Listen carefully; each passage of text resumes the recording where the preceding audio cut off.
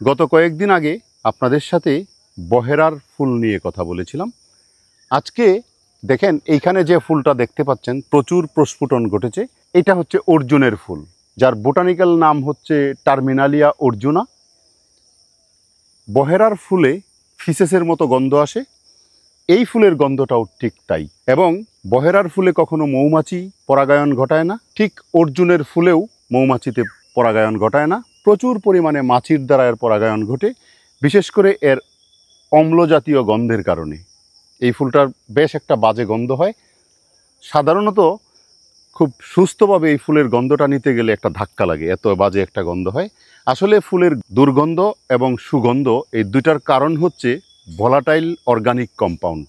বিশেষ করে এই যে ভোলাটাইল অর্গানিক কম্পাউন্ড, এই ভোলাটাইল অর্গানিক কম্পাউন্ডের জন্যই ফুলের দুর্গন্ধ হয়, ফুলের সুগন্ধ হয়।